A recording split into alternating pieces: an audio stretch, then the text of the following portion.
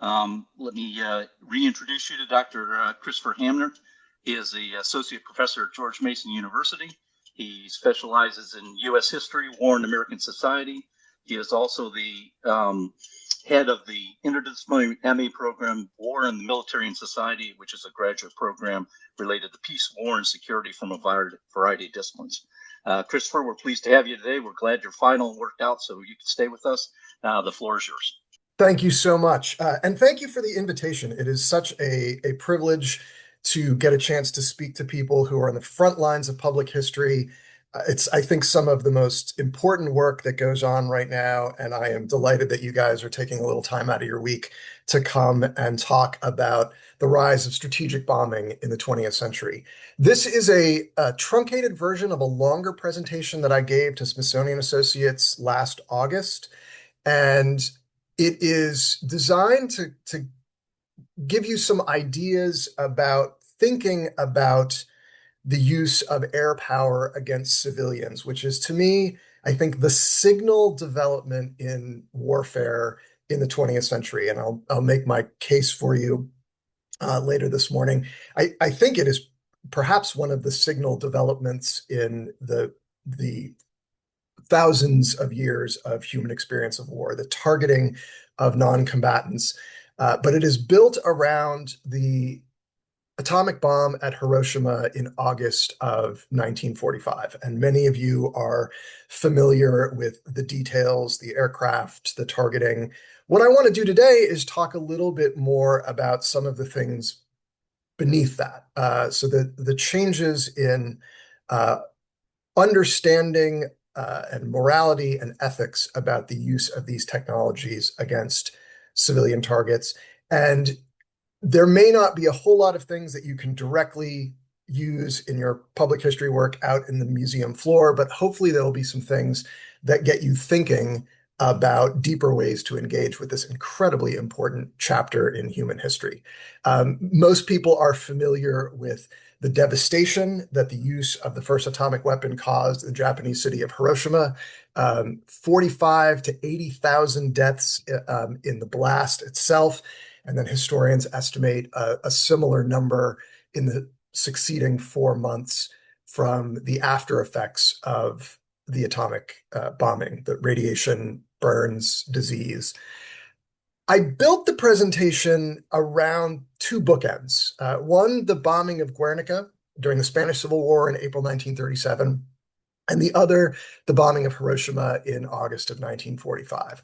And so if we put that on a timeline that covers the mid-1930s to the end of the Second World War, let me put European developments, just some, this is a shortened list, some of the things that are happening in Europe as the Spanish Civil War turns into the Second World War.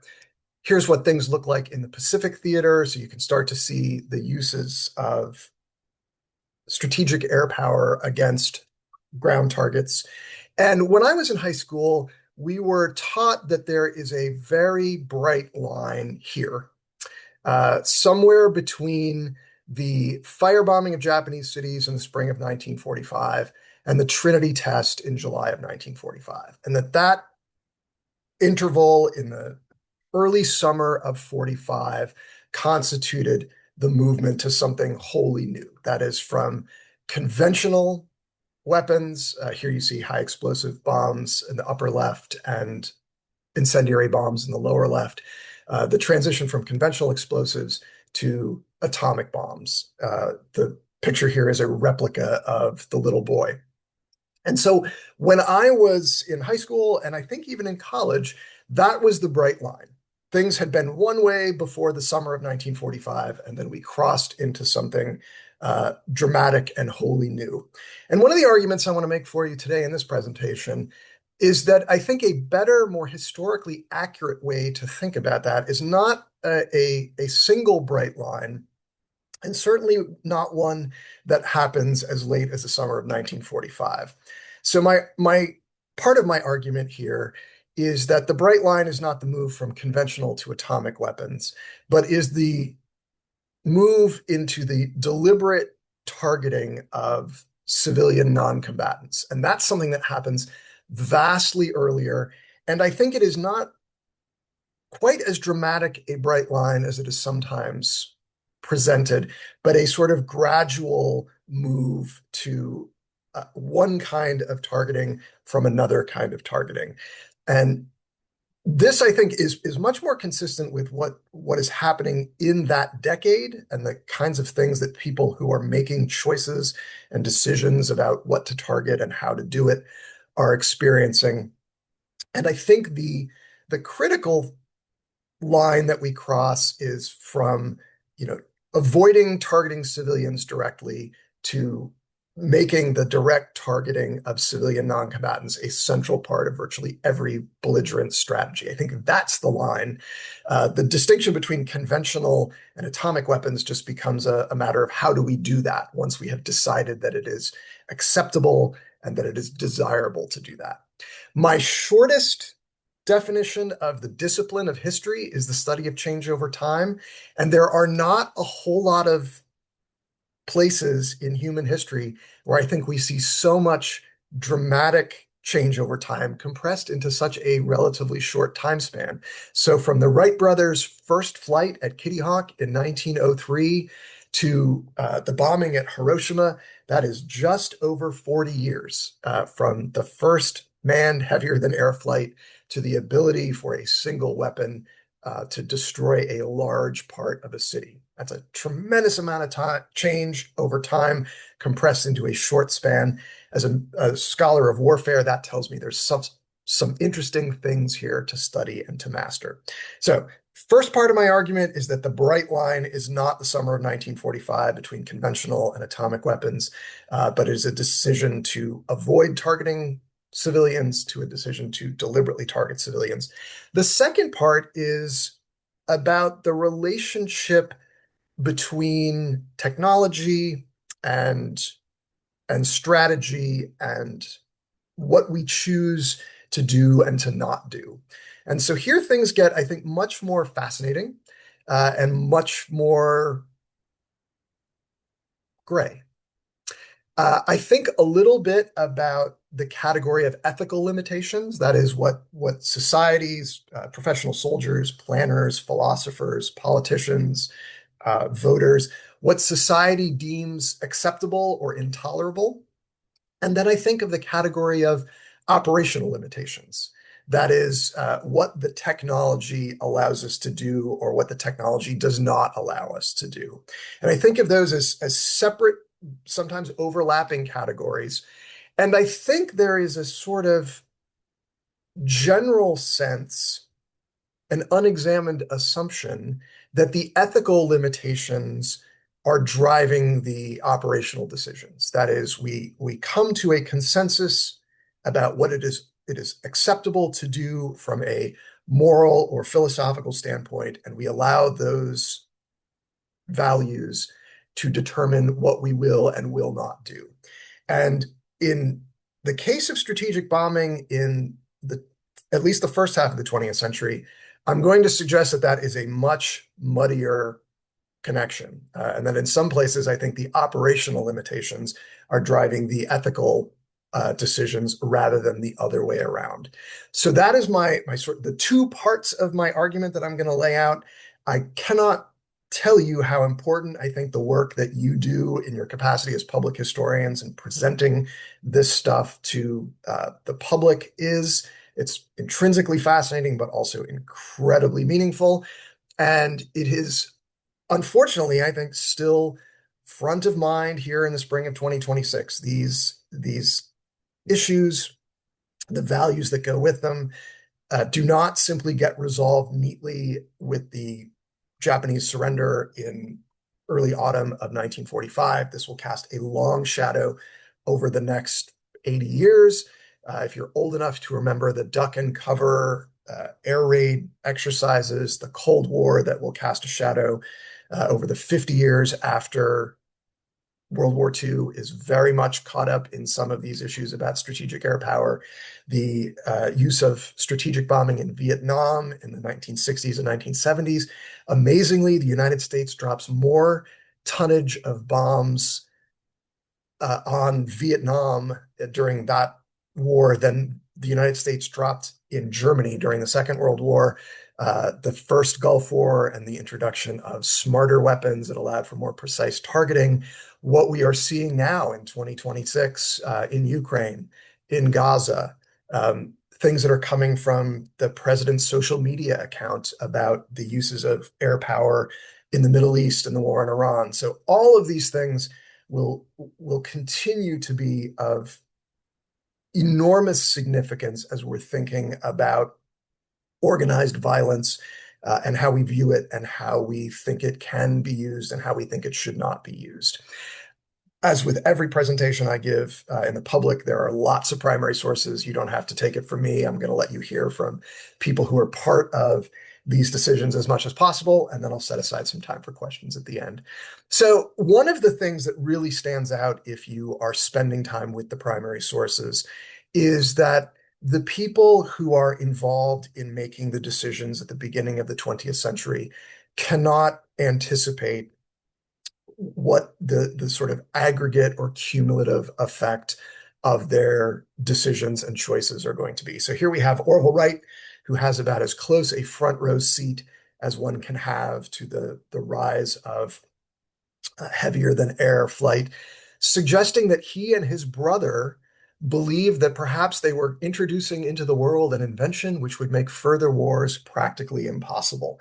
And that seems almost kind of heartbreaking in its naivete or its misplaced optimism.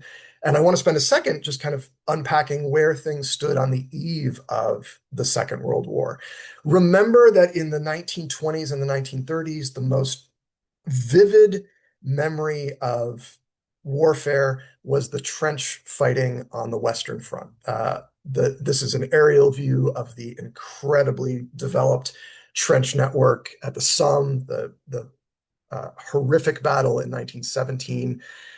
More than 1 million casualties just in this one operation. 300,000 of those are fatalities. And World War I, this idea of static, miserable trench fighting that left between 9 and 11 million military deaths and another, 5 or 10 million civilian deaths, very much lodged in the memory of interwar planners. And many of them are looking at this still fairly new technology of the airplane as offering perhaps a way to avoid a future bloodletting like they had just witnessed on the Western Front. And one of the reasons that the Western Front becomes such a charnel house is the trench network is designed to protect civilians from enemy armies. All of those efforts to break through the trench network are an attempt to get into the enemy's rear where you can threaten their population centers. And the idea is once you can threaten cities, you can lay siege to them, and civilians inside will very quickly force their governments to sue for peace. In that sense, the airplane offers this kind of tantalizing possibility of going over the fighting on the ground, being released from two dimensions and targeting cities directly. And this is a thing that interwar theorists who are still dealing with a technology that is embryonic, I think, in nature, they're trying to anticipate how this technology might develop, and they're trying to imagine in the ways that it is going to develop or it might develop, how you would then use it, and how you would use it to shorten wars, to achieve your political ends with a minimum of suffering. And one of the most influential of these interwar theorists is the Italian Giulio Douhet, who you see here, wrote a incredibly influential treatise called the Influence of Air Power, Command of the Air. I'm sorry, so many books in my head. And the big takeaway from Douhet's treatise was, I think, can be summarized in this line: the bomber will always get through. Douhet believed that you could not build a defense in 3 dimensions, that it was impossible to stop bombers, and that the smartest thing to do, therefore, was to build large bomber fleets and to figure out how to use those bomber fleets, which your opponent would not be able to stop, to inflict targeted pain on an opponent and bring war to a quick end. And if you go back into the archives, you can see a tremendous amount of thinking going on and reports and memos and discussions that are happening in Europe and in the United States about how to use air power. This is an RAF manual from the Royal Air Force from 1935, and they are already starting to talk about the moral effects that dropping bombs on civilians is severe, uh, and that you could perhaps bring wars to a quick end by targeting civilians and damaging their morale such that they gave up the will to resist. And there's a sort of paradox at play here that by targeting civilians directly, you would actually make war much less destructive and much quicker because it was an untested assumption that civilians would not be able to stand up to aerial bombardment for more than a few days. And so the idea was you strike quickly, you inflict maximum pain, but instead of a 4-year bloodletting on the Western Front, you might bring the next war to a conclusion in a matter of days or weeks. That's something that's coming out of the the offices that have been assigned to think about these possibilities. On the political side, even before the Second World War is firmly on the horizon, you can see politicians who are imagining some of the darker places that this might go. And here's Winston Churchill, still in the political wilderness in 1933, pointing out that this might go two ways. This new technology would either end war or end civilization, that allowing states to strike directly at civilian targets had all sorts of very distressing moral and ethical implications. And you can see those in a fascinating book that comes out in 1937 called Humanity, Air Power, and War. The author, Philip Mumford, is an RAF officer, or is an officer and a British officer. And he raises in this kind of philosophical musings some of the I think deeply troubling and very difficult to answer questions that this new technology is foregrounded. One I use a lot with my undergraduates is this kind of rhetorical question that he asks: what is the difference between throwing 500 babies into a fire and throwing fire from airplanes on 500 babies? Mumford says there is none. But I think that troubling question lays at the heart of a lot of the things that we are going to see in the next decade. And this is not merely something that military planners and strategists are thinking about. This is something that has filtered all the way down to the general public, a place that's really interesting for me as a historian to look at how people are thinking about technology and its promises and its dangers is science fiction. And there's some wonderful science fiction from the first few decades of the 20th century that are starting to kind of engage with these questions of what is going to happen when airplanes are powerful enough to attack civilians directly. H.G. Wells' novel, Things to Come, turns into a really compelling 1936 sci-fi film. You can see the movie poster here. The whole thing is visible on YouTube, and if you've got an hour and a half, it is fascinating both as a story, but also some of the early scenes that depict an air raid over an anonymous city and some of the imagined footage of what will happen in terms of civilians rushing into bomb-proof shelters and uh, anti-aircraft defenses kind of manning their batteries and searchlights is extraordinarily prescient and makes me curious as a historian what it would have been like to be in a theater in London or New York City or Philadelphia and watching this in a crowd in 1936, wondering what was going to happen with these technologies. The world will get an early kind of test of what these technologies might be able to do and what the effects might be during the Spanish Civil War in the late 1930s. Most of you are, I'm sure, aware that the armistice that ends the First World War had put incredible restrictions on Germany's ability to have military forces. One of Adolf Hitler's sort of workarounds there was to support the fascist side in the Spanish Civil War and to use the Spanish Civil War as a place to test both his equipment and his soldiers and airmen, and also some of the theories of what they were imagining they might use. And so the Spanish Civil War for the German military becomes a sort of proof of concept. In April of 1937, aircraft attack the Spanish town of Guernica from the air. We're still not exactly certain how many people were killed. The low estimates are about 100. There are some higher estimates that go up to 1,600. But I think Guernica is most vividly remembered for Pablo Picasso's massive mural, which uses modern art, I think, to capture some of the horror of what it was like to be on the ground, defenseless, as airplanes flew over and began the sort of indiscriminate bombing of targets on the ground. It's I think, a uniquely gripping, uniquely terrifying if you look at it and kind of really deeply engage with what's being depicted. Picasso himself flew to Paris, and I understand he was living in Paris in a garret in 1940 when the Gestapo, the secret police, come to round him up as a dangerous person. And as they're in his apartment, he has a framed print of the Guernica mural. And I've read that one of the Gestapo officers asks, "Did you do this?" And Picasso is said to have answered, "No, you did."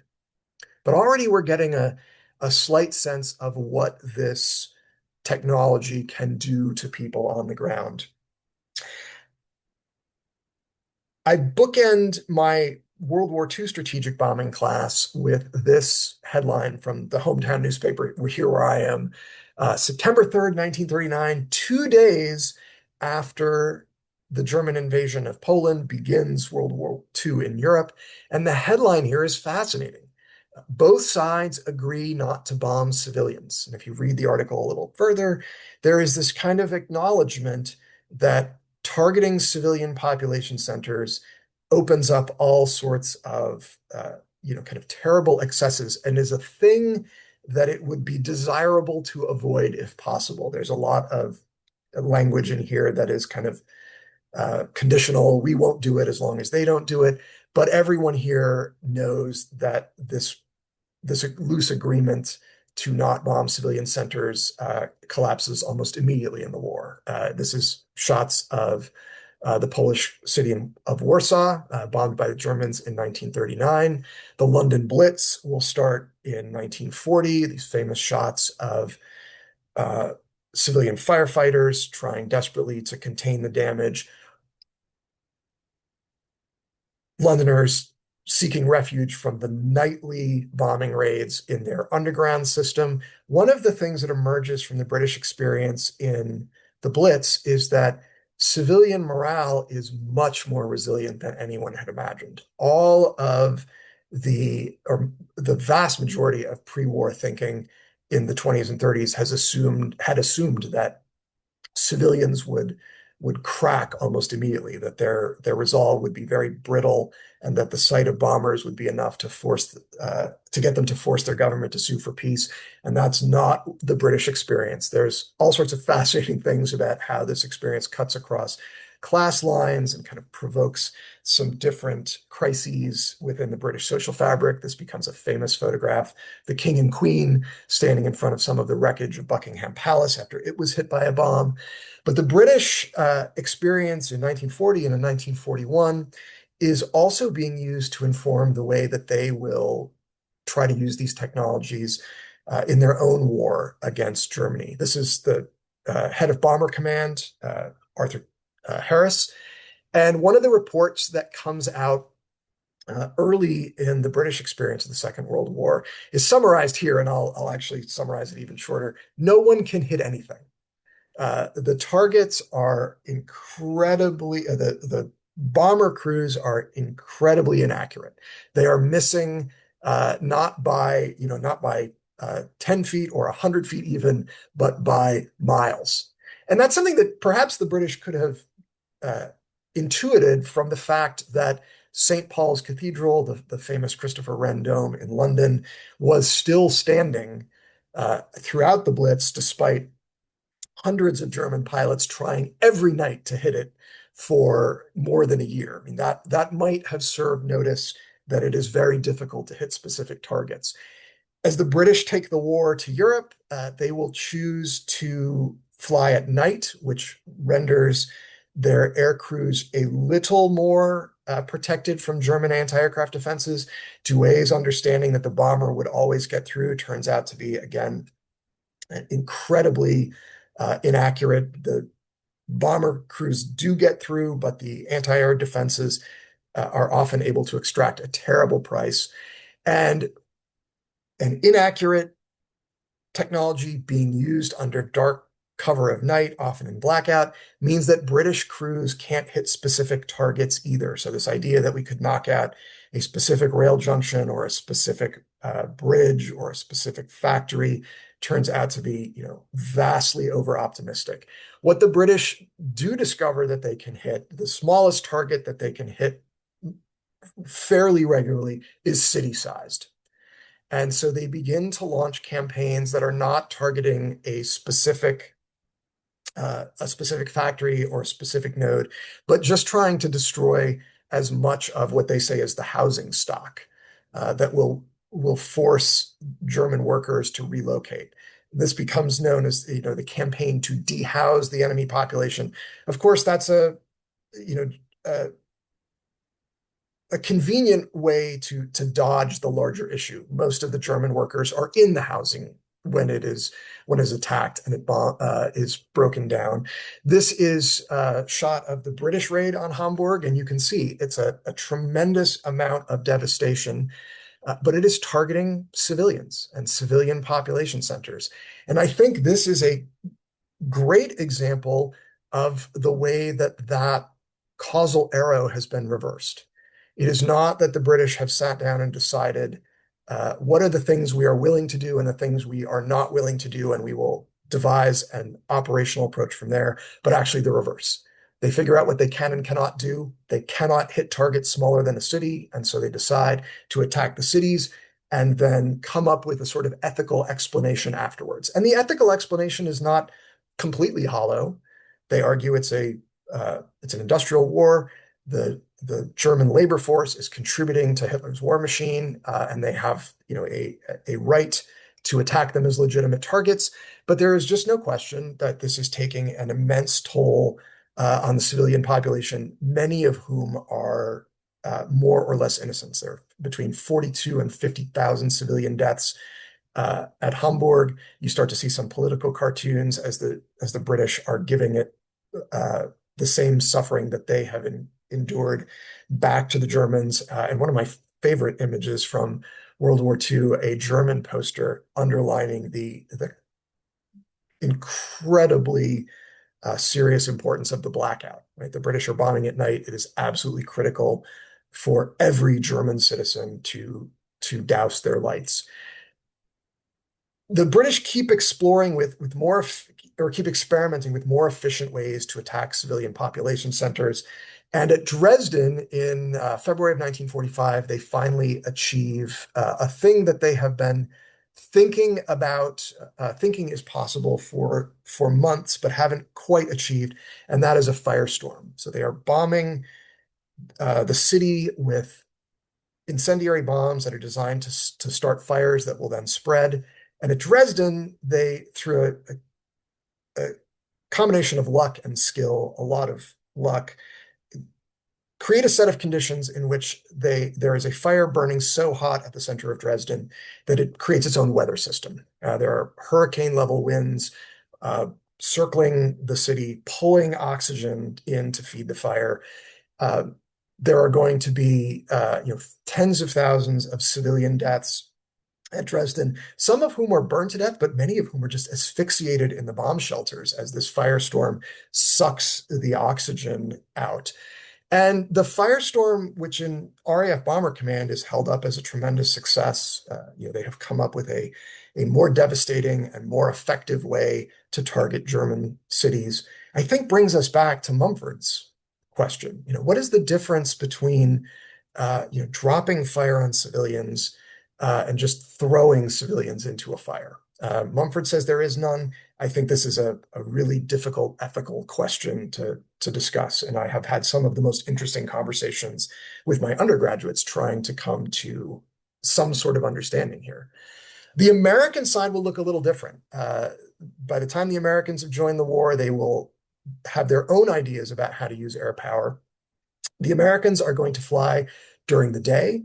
The Germans will fly at night. Together, that becomes known as the combined bomber offensive. And the idea is to put Germany under 24-hour air attack.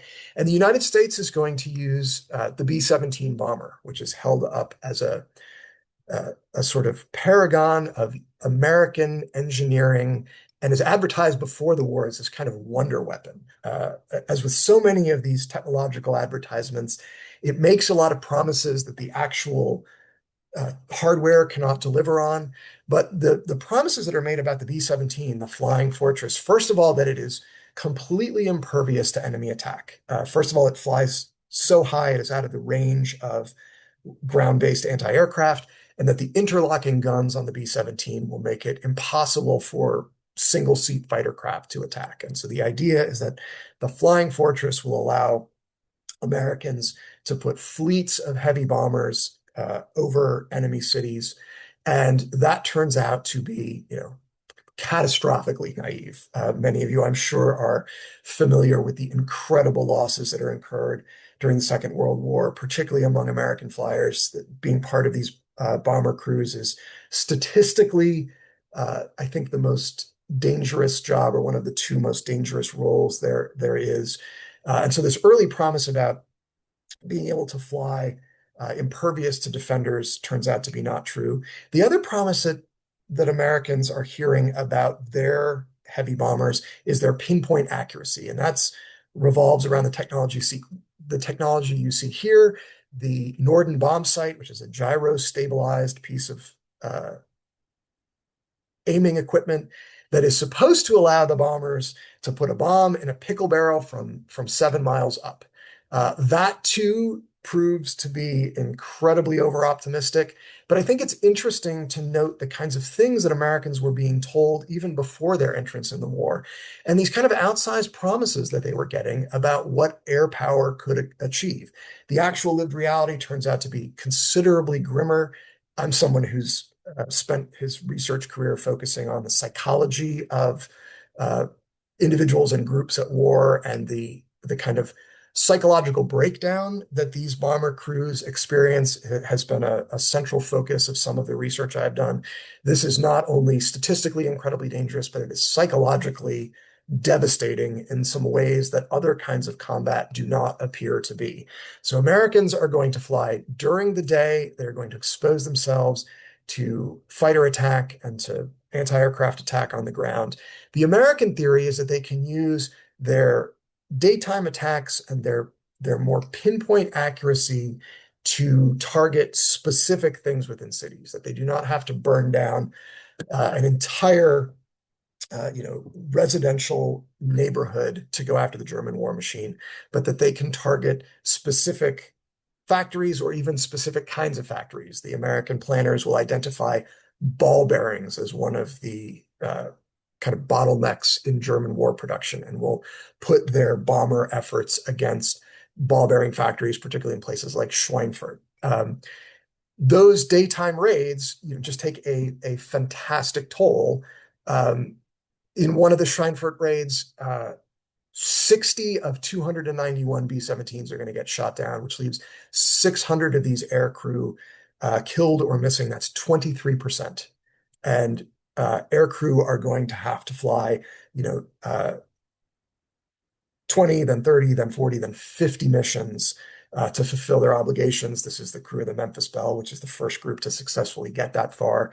But you can see the American experience in Europe is a struggle to kind of reconcile what their assumptions have been about how to use this technology with the real experience of how easy or challenging it is to use those technologies.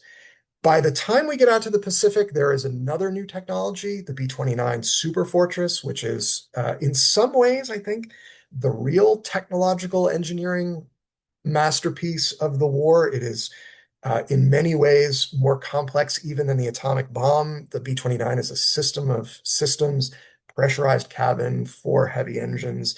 Uh, it is a more intricate piece of engineering to my eye, even than the atomic bomb that it will later drop. It costs $3 billion to develop the B-29 in 1945, $2 billion on the Manhattan Project. This is a real engineering marvel. And even before the announcement of the successful test of the atomic weapon, American planners are trying to figure out how to use this new technology to compel Japanese surrender as quickly as possible and with a minimum of American deaths. The island hopping campaign that extracts such an enormous cost from American forces, Marines, Navy, and Army, from Japanese defenders. Those island hopping campaigns are designed to get American forces close enough to islands they can use to build airstrips that they can then bomb the Japanese home islands directly. By 1945, they're beginning to do that. You see photographs here of three B-29s flying in formation, dropping incendiary bombs. Not high explosives, but smaller bombs that are designed to burn very hot and to start fires that will spread. And so to devastate the cities, not through a series of explosions, but through fires that rage out of control. Japanese cities turn out to be excruciatingly vulnerable to these kinds of attacks, partly because of the nature of construction there, which uses a lot of wood and a kind of treated paper. There are not natural fire breaks, but you can already see how there is a sort of shift in American thinking, subtle, but about what is legitimate. We can now burn down Japanese cities as a legitimate way to bring this war to a conclusion because it is impossible to strike at them with effect in other ways. I mean, these are raids that are designed to inflict maximum damage on the civilian population. There's a wonderful set of images that come from an old Errol Morris documentary about Robert McNamara, the Secretary of Defense during the Vietnam War, but during World War II was part of the planning staff that devised these air raids. And I've copied some of those slides here because I think it's a really vivid example. He lists the Japanese cities and the percentage of destruction wrought by the firebombing, and then puts them next to similarly sized American cities. So most Americans do not, off the top of their heads, understand how large Osaka or Yokohama is. And this does a really vivid job of showing, the destruction. 51% of the destruction of Tokyo is equivalent to destroying 51% of New York. Destroying 99% of Toyama is the same as completely wiping Chattanooga off the map. And I found that to be really useful and then also shocking because the list just goes on and on and on. By 1945, American B-29s can fly almost unimpeded over Japanese airspace. The Japanese war machine does not have resources to contest that airspace. And American bombing missions are flying these firebombing raids, and they just do not stop. So they are attacking relentlessly the civilian populations of Japanese cities with the assumption that at some point the Japanese war effort will have to stop. The architect of those raids is General Curtis LeMay. He's a United States Army Air Force officer during World War II, will later go on to be one of the prime supporters of an independent Air Force. And LeMay is a fascinating and important figure in 20th century history. And his answer to how can we justify bombing innocent civilians is to say there are no innocent Japanese civilians. They are all complicit in the war effort. They are supplying directly or indirectly the munitions and the materiel and the resources that the Japanese war machine requires to continue this fight. And as a result, they are all legitimate targets. This brings me back, in my historian's view, to this idea that we are muddying the water between which is driving here. That it is not the sort of ethical limitations we have decided what we accept and do not accept, and that informs our operational decisions. I think it is more operational limitations mean we cannot attack targets smaller than city size, and we are now coming up with a justification to do that. The firebombing of Tokyo, the most devastating single raid of the Second World War, even more destructive than the atomic bombings at Hiroshima and Nagasaki, more devastating to the civilian populations on the ground. It is, I think, by that reckoning, the single most destructive event in all of human history. It burns down, massive parts of the Japanese capital. You can see some of the leaflets here that American forces are dropping to warn Japanese civilians that these attacks are coming. It will kill more than 100,000 civilians. It brings us back, I think, to Mumford's question about what is the difference between dropping the fire from airplanes and just throwing civilians into the fire. And I was really fascinated back in 2020. There was a fascinating story kind of marking the 75th anniversary of these raids that located the handful of survivors and interviewed them. And they talk very poignantly about the sort of moral complexity of doing this, that they didn't like that they had to fly these missions, that they felt obligated to fly them for a variety of reasons, or that they were necessary. But it really injects a lot of the complexity and nuance that I think is easy to lose if you don't pause and think about these issues in some detail. There's a lot that is going on in the ethics and in the morality of this that is clearly evident even to the people in the moment. The successful test of the atomic bomb, the Manhattan Project, is among America's most highly kept secrets. Harry S. Truman, the vice president, isn't even aware of the Manhattan Project. And so Americans have been moving forward in the Pacific planning with the understanding that an amphibious invasion of the home islands is going to be necessary, and they have begun to draw up the planning and the timetables and the logistical support that will be necessary to invade Japan on the ground. That all begins to change very dramatically in the spring of 1945. In just a matter of months, Franklin Delano Roosevelt, who has been an ill man for some time, his health after 12 years of steering the United States through two of the greatest crises in American history, had finally collapsed. His vice president will take over.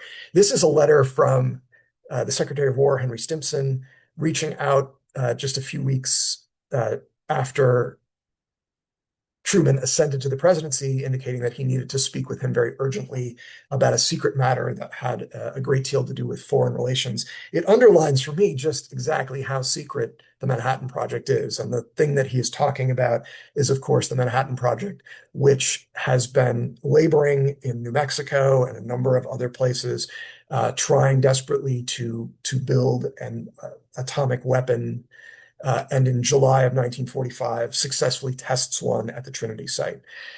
Fascinating to me that the engineers and physicists who built it then sign a letter to the president urging him not to use it. There is a kind of moment where they seem to appreciate the gravity of this technology that they have built.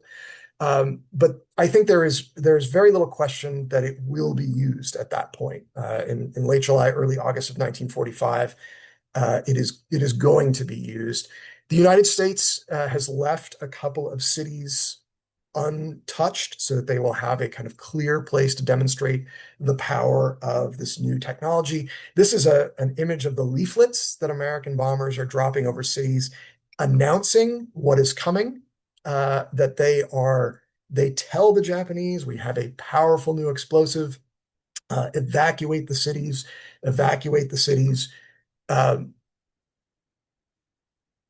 August 6th, the Enola Gay will drop the first atomic bomb on Hiroshima, and the visuals are stunning.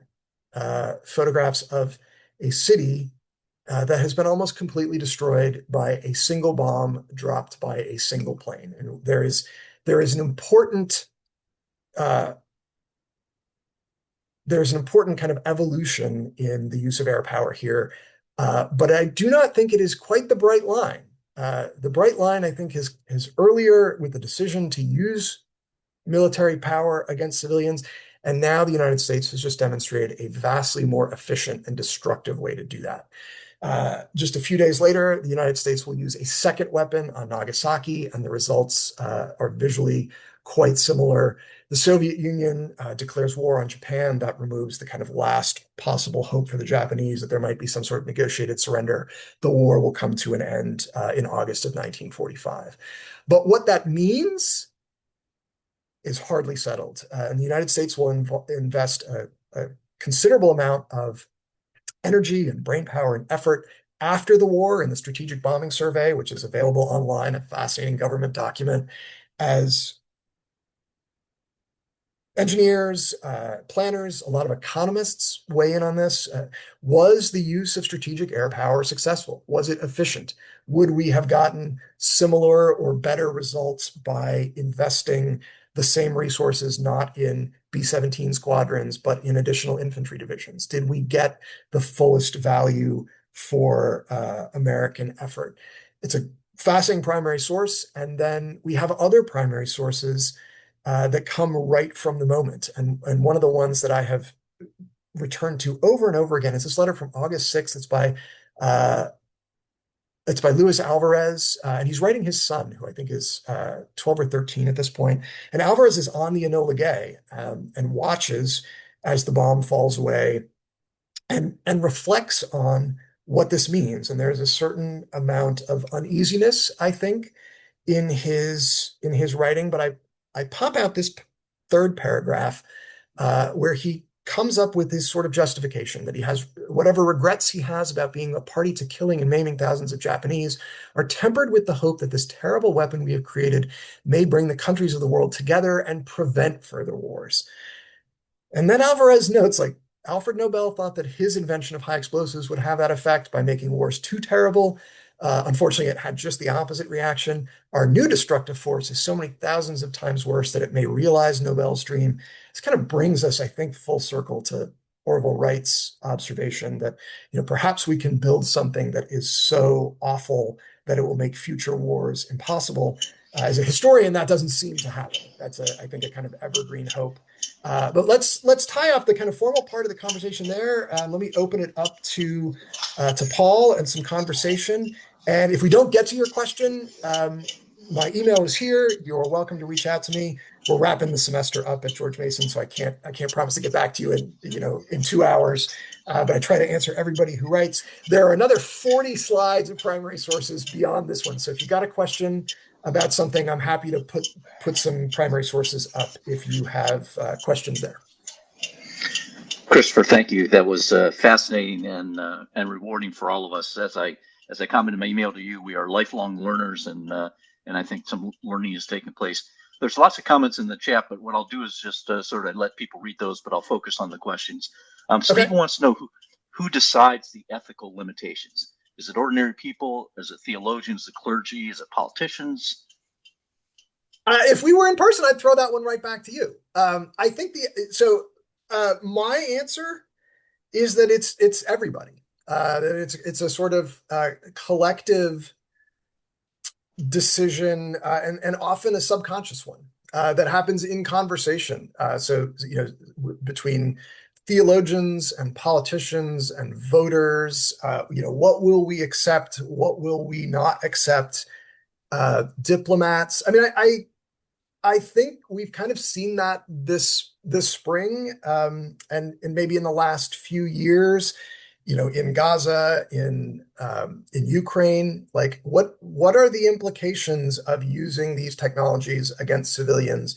When is it acceptable? When is it not acceptable? And those things, I mean, I read the news. Those things seem to constantly change. History is change over time. I think that what I see is that is often a dialogue that is informed by, among other things, 1,000 years of just war history, proportionality, and discriminate use of violence. It's informed by the moment, who you think your enemy is, the nature of the threat that they present, it's really complicated, and despite our efforts to kind of nail things down by codifying them into international law, we find over and over and over again lived experience will kind of push and tug at the outside. So to give you a really sort of mealy mouth historical answer, who makes the decisions? It's all of the above. I mean, I think we're all engaged in that dialogue. Okay.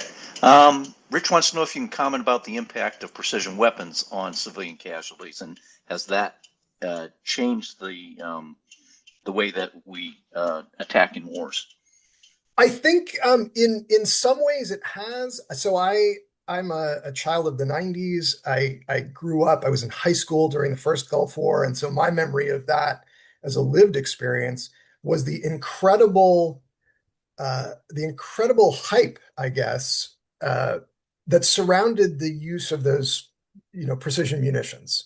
The way they were covered on CNN, the way they were on the cover of Time magazine and Newsweek, and that it was presented as a revolution in military affairs, that there was an understanding that burning down entire cities, as the United States and as everyone had done in World War II, or that dropping, you know, massive bomb loads of ordnance over Vietnam was like using a sledgehammer, and that you might be able to hit the things you were trying to hit, but you were going to hit a lot of things you didn't necessarily want to hit, and the idea of precision munitions kind of offered up this idea that we might be able uh, to wage war not with a chainsaw but with a scalpel, and that by restricting ourselves to only the things that we wanted to hit, by limiting non-combatant fatalities, that we would be able to use these technologies. And I think that the first Gulf War, the sort of 96-hour war to throw Iraq out of Kuwait, was a kind of was read by many Americans as a proof of concept. This works. We can use our incredible technological edge. And then the ensuing, 3.5 decades have shown that that's not always the case. I think there's this hope for perhaps if we could minimize civilian suffering, we could use this technology again. It's interesting to me to go back and look at some of the president's social media posts from last month, that there's no even kind of desire to avoid civilian suffering. It says it's going to be road and bridges day and electrical power plant, and we're gonna try to increase civilian suffering in the hopes that we can compel Iran to do our will. And so I think that this is a target that kind of moves back and forth on a spectrum. And can you comment on the power of civilian resolve against non-nuclear civilian bombing under different political regimes? The Ukraine, UK, Yeah. Nazi Germany, Japan. Yeah, I can tell you a little bit. I'm really interested by that phenomenon, and as I said in the lecture, I think that was one of the things that um, interwar theorists did not anticipate, that civilian resolve would be much higher. We have two great extensive case studies from the Second World War, in Britain and then in Germany. In Britain, there is surprising resilience, um, but it has become, I think, kind of mythologized in the British imagination. That the British stoicism, the stiff upper lip, everyone pulled together, and there was no fissures in the wall of resolve to stare down the Nazi war machine. If you go back to the summer of 1940 and 1941, you see a lot of places where the stress is really starting to show. And there are class cleavages. It is the bombing is very difficult to stand up to. Repeatedly, the government will deploy a tremendous amount of effort, both in terms of resources on the ground, but also information about why we have to stand up to this, and why that sacrifice is going to be justified. I'm sure a lot of the audience is aware, the British will offer to move children out of southern England, to Scotland, to places where German bombers cannot reach. And so parents have to make very difficult decisions. Do they want to keep their kids in the cities where they might be the target of bombs, or do they want to send them off to live with strangers and to split the families up? To me, the more fascinating example is the information that we've gotten from Nazi Germany, and what it's like to be the target of those raids. And one of the things that's fascinating, and I think very counterintuitive, is that in some places and at some moments, the appearance of American and British bombers seems to not erode German morale, but to increase it. And the mechanism by which that happens is kind of interesting. The Nazi regime is weakened by 1944. There are a lot of Germans who believe that their country is being steered right over the edge into the abyss of total destruction, but it's a fascist state, so you cannot easily express that kind of idea. That there are kind of brewing pockets of discontent. And the appearance of American and British bombers over the skies of German cities gives the Nazi regime a chance to say, it is not your own government that is the enemy. It is the fiends in the sky, right? There is a new target for your frustration, your ire, your anger, and they use it to surprising effect to kind of spur a kind of continued civilian resistance to say the real enemy are the fiends who are dropping bombs, burning down cities. And imagine, if this is what they do from the sky, imagine what they will do when they get here. And that kind of spurs, I think, the kind of fanaticism that we see in the last few months of the Nazi regime, which many people have sort of understood is fatally crippled. We see something similar in authoritarian Japan, right? These are not governments that are responsive to the people, where the citizens on the ground can say, let's have a referendum and vote whether or not we want to continue this war. The civilian disruption in Japan, the enormous number of refugees that are caused by burning down these cities, the survivors taking to the road, people are starving to death. It's a government that does not seem to have a tremendous amount of patience for the suffering of its own citizenry. And so I think there's some interesting things to explore there in terms of government structures and how resilience or civilian will is either, aided or eroded by different kinds of states. Okay, and Christopher, we'll close out with one last question.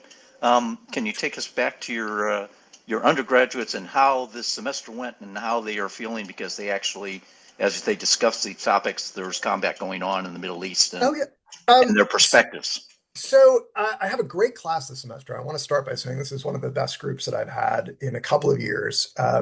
I'm teaching a class on the American Civil War. So I was surprised to have a couple of weekends where I had to say, oh, we're going to start in Iran, or we're going to start with Dresden. A large chunk, I would say 30% of my class is ROTC students. So these are people who are going to be commissioned into the Army either in 5 days or a year or two. And I've been extremely impressed with how thoughtfully they have been engaging this material. So in this case, we talked a little bit about the kind of shift towards a more total kind of war in 1864 and 1865, General William Sherman's march through the South, and what it means to kind of enlarge targets to include, non-military, non-uniformed, non-combatants. And so that's been kind of an interesting discussion. And I'll give them some primary sources and invite them to think them through. And I will say there has not been a consensus. And what I see is them kind of trying to square things that intellectually feel right with things that on a kind of gut level don't feel great. And so they're trying to kind of, I think, work some of these things out. Is it okay if they do this? Would it be all right if we did that? How would we feel if this was done to us? And that discomfort, to me, is great. I mean, I think that's what a liberal arts education is supposed to do, is kind of give you some of the tools to think through these problems. I would be much less comfortable if they said, oh yeah, this is a simple yes or no. I have solved this problem. I mean, these are issues that have bedeviled, thinkers, philosophers, military planners, with regards to strategic bombing for 100 years. They've bedeviled, philosophers going back to Augustine. I'm glad that they're kind of struggling with it. One of the things that I think they've been at least exposed to is the idea that this is incredibly complicated. There are a lot of sources, ideas, and influences that you want to draw on, and that it defies kind of easy categorization. Okay. Christopher, that fantastic presentation. We appreciate all So the glad effort to you join put you. into us. We're glad to have you. Hopefully you will have a wonderful end of the semester. Every student will pass with flying colors, and you'll Well, be that seems Thursday. seems like one of those pre-war over-optimistic expectations. Perhaps. For all the docents, this is our last docent enrichment Zoom of the spring semester. We'll be back in September, so look forward to meeting with all of you again. And Christopher, once again, thanks. We couldn't have had a better presentation. My pleasure. It's such a privilege to meet with you all, and thank you for the work that you're doing. It's a great way to kick off my work week. Great. Thank you. And all right, Paul, everybody. thank you. Have a good week. Paul, thank you for your efforts on DEZ. Yeah, Great job. We love to do it. Thanks, everybody.